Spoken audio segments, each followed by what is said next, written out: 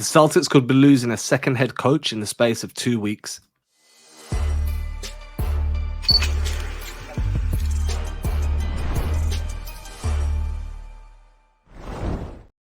Yo, what's good? If you're new here, then my name's Adam Taylor. I cover the Boston Celtics for CelticsBlog.com, USA Today, and the Celtics Chronicle newsletter, part of the Celtics Chronicle family, where this podcast is being powered and brought to you by.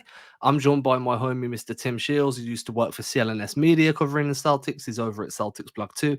Let's dive right in, man. So, according to Shams Charania and Jovan Buha, the Lakers have got 3 coaching candidates that are kind of ahead of the pack, right? There's other candidates that are out there, but the 3 names that are currently leading this trend is James Borrego, who I'm a big fan of from his work in Charlotte.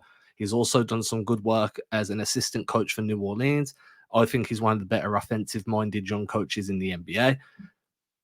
JJ Redick, because, you know, he hosts a podcast with LeBron, which means you have coaching credentials. To be fair, he did also get to the finals, the final round of the head coaching interviews for the Charlotte Hornets.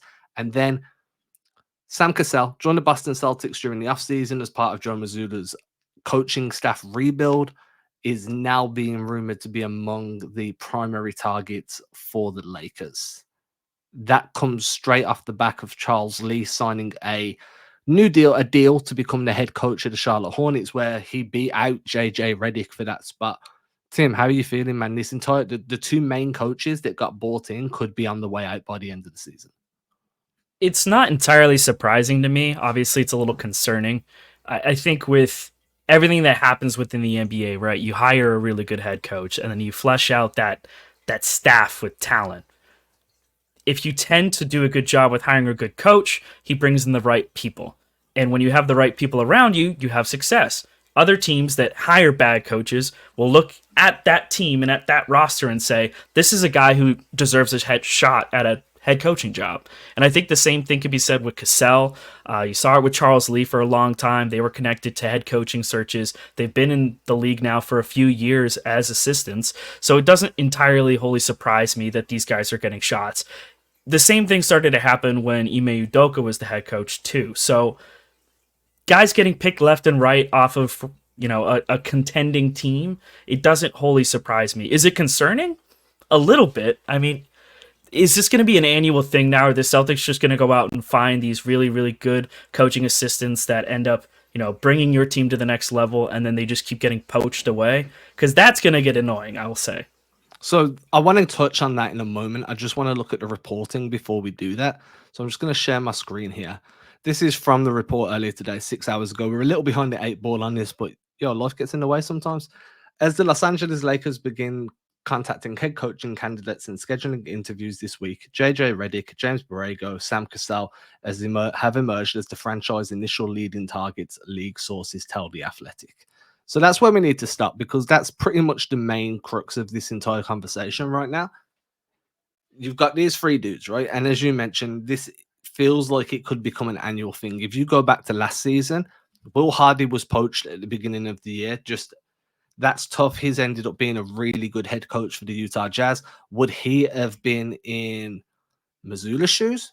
Maybe, maybe not. You just don't know how that's going to have played out. You then lose Damon Stoudemire during the postseason, where he signs a deal with Georgia Tech to become their head coach. It's a little bit different in college, so he had to leave the postseason and go and start his new role straight away, get on the recruitment trail, and also and so. I get that. I understand it. You have to go and do what you have to go and do. This time it's a little bit different, right? Because Charles Lee agrees to join the Hornets. He stays on the staff until the end of the season. If Sam Cassell agrees to join the Lakers, he will most likely stay on staff until the end of the season. But now you need to go and find 2 new assistant head coaches, and both of them are the top assistants. Where do you find that level of talent? Who are you going to pick up to bring in that fill that void? These are 2 of the most well-respected assistant coaches in the NBA. You know what I'm saying? You've got Charles Lee won a championship with the Bucks. He's close to winning a second one. As an assistant coach, I need to preface that. Now he's close to winning a second one. Cassell won a championship as a player. Now he's close to winning one as an assistant coach. How do you kind of navigate that? Do you get what I'm saying? How do you bring in new talent that is experienced as a coach, but also has that relationship where they can convey messages to players and so forth? I think honestly, finding former players to come in and be coaches is a good idea. You've started to see this movement, and the funny thing with the JJ Redick ties is because the Celtics, Joe Mazzulla at one point, this was something that came up long after Mazzulla became the head coach, had apparently talked to JJ Redick about being part of his coaching staff when he took over. So it should not be a surprise that JJ Redick's getting a look too, because he's obviously a great basketball mind, one of the most outspoken analysts in the game to this day, and seems to get along great with pretty much everyone in the NBA community. So seeing him get a job wouldn't surprise me. And with Sam Cassell, again, another guy who's got championship pedigree, obviously was part of that 2008 squad and has been around the league for years. So he's a great basketball mind. And honestly, the connection with the 76ers, too, everything that happened with Tyrese Maxey's development, a lot of people credit that to Sam Cassell's work with him. So if you have these guys who have these great reputations and you have them on your staff, odds are if this guy wants to be a head coach, the opportunity is going to create itself.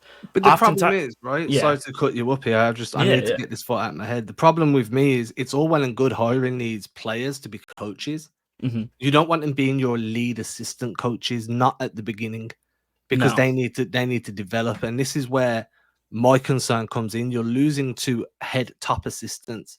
If you're going to bring in players, they're going to come in towards the bottom of that kind of coaching rotation. So then, do you have guys there you feel comfortable bumping up? Because you're trying to replace two of the most experienced coaches. I completely agree. Adding players in is great. You're going to bring in that player kind of camaraderie. They know what it's like to be on the court with these guys. They've probably played against some of these guys or with some of these guys. But the point that Cassell and Lee brought to this equation were, we've been head coaches on teams for over a decade. We've worked with some of the best players in the world. We've built a relationship with all of these. We're going to come in and our voice is going to command some weight, not only because in Sam Cassell's case, what we did as players, but also what we've done in our coaching career. And you lose both of them, you need to be able to kind of pivot and find that elsewhere and be able to entice them. Now, things get easier if you win a championship because a lot of coaches will be willing to leave their current setup to be part of a championship team, especially when they look at the Celtics and be like, 4 assistants in the last 2 years are now head coaches elsewhere, right? But as you said, then it becomes a merry-go-round and you don't really want to be there. But you also don't want to win a championship this year, lose 2 head coaches, and then have to bring in some ex-players and hope that they can hang at the same level. Sorry, I'll let you continue your thought now. No, I mean, I think you hit it on the head there with when you look at the head coaching position right now and the way that the Celtics have kind of honestly everything that happened with Ime Udoka and then you had Joe Mazzulla get elevated and it's worked out well. A lot of franchises don't have that same luck. You look at what's happened with the Lakers and their turnover, and you look at the Suns as well, where you've got these experienced head coaches going in, or people who have been lead assistants like Darvin Ham, getting canned pretty quickly. Frank Vogel also got canned. Do you start to look at some of these former head coaches or guys who have been recently relieved of their posts? Do you look at them as potential fits as top assistants for Joe Mazzulla because they bring experience to the equation? Again, I think that depends on what happens this season. I think if the Celtics fall short, you try and avoid bringing in those guys because the narrative then quickly becomes, are they waiting to take Missoula's job? Right? Missoula's had 2 years. He fell over at the Eastern Conference Finals last season. The Celtics, and this is under the assumption that the Celtics don't win this year. Then he fell over wherever the Celtics fall over. Now, if the opposite happens and the Celtics win a championship this year and Mazzulla comes next season as a championship head coach, I think you're in a stronger position to add some of those other guys, the Darvin Hams, the Frank Vogels. Vogel's a little bit different because he's a championship head coach too. But you're in a much stronger position where you can bring one of those guys in or two of those guys, and Mazzulla is still in a position of strength, right? So that narrative might still be there, but it's going to be a really subtle undertone. Whereas if they don't win this year, that's going to be a very primary conversation coming into the season. That's unfair. It takes away from whatever work the team put in during the summer. So for me, it makes sense, and I'm all the way in on it. But at the same time, I think there needs to be some nuances there and some understanding that, hey, if the Celtics don't get to where they want to be this year, bringing in that type of head coach could, as an assistant, could actually be more detrimental than it could be beneficial. I think that's the same reason why when they brought in Jeff Van Gundy, they've got him in, a special counselor role. Like he's not an assistant coach or part of that coaching staff. He's basically part of the front office to kind of help and assist and maybe give a guiding hand to Joe Mazzulla if he asks for it and wants to pick his brain. So when that kind of came around, there was some kind of concern when, as soon as JVG got tied to the Celtics, they were like, is he going to be an assistant? And then he ended up going to front office or what have you in this advisory role.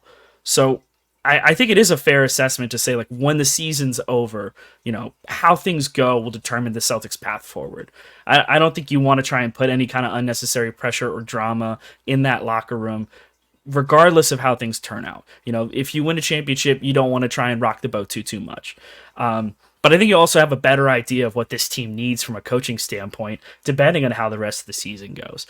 Do they need help on their offensive side? Do they need to find a coach that can help, build up their bench guys in their rotations? Do they need someone who's going to try and unlock, a certain layer of this team that hasn't been uncovered yet? The only way you're really going to find out about that is to go through with what you have right now and see how it plays out, which is the beauty of, not losing these assistants right away. Like you said before, you've got Charles Lee, and regardless of what happens with Sam Cassell, he's on until at least the end of the postseason run for the Celtics. So right now you kind of have to put all of that stuff in the rear view, regardless of how much noise it might be, and just focus on the main goal of winning a championship. You still have to address it from our perspective, at least, have to address what's the potential move here if you do lose Charles Lee and Cassell in one offseason. Like, that's going to be the first thing right off the jump from the offseason, is you're potentially losing 2 head coach assistants or top assistants. And like we said, this is a potential. I mean, coming in, if anyone looks at Jovan Buhar's YouTube from today, he still has JJ Redick as this slight favorite to become the head coach of the Lakers. There's still a very good chance, or a strong chance, that Cassell doesn't land that gig and he comes into next season as Boston's top assistant. You still need to replace Charles Lee, but you're only replacing 1 guy instead of 2, right? So there's still that chance for you.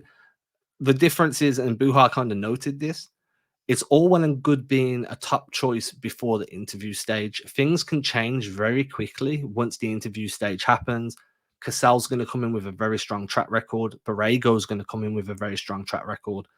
It depends which way the team wants to go. Do they want to keep LeBron happy? I know that's a media narrative more than it is probably a real narrative, but there's definitely some weight there. But for me personally, I think that I'd say 33% chance that you lose Sam Cassell to the Lakers. And if you don't, maybe you lose him elsewhere over the summer. But I feel like as coaching opportunities pop up, Cassell's name is going to start being brought up more and more. And having an idea of how you're going to replace him when that happens is important, especially after losing Charles Lee now. But anyway, that kind of brings us to the end of this report. It was more of a, hey, this could happen. This is what's being said. Let us tell you about it and give you our thoughts. I feel like we've done that. Anything I've missed? Anything you've missed? I don't think so. No? Okay. We'll be back with a normal episode or normal discussion. I don't know when we'll be back tomorrow, but I don't know what we'll be talking about between now and then. It's the crazy world of the NBA. Anything can happen.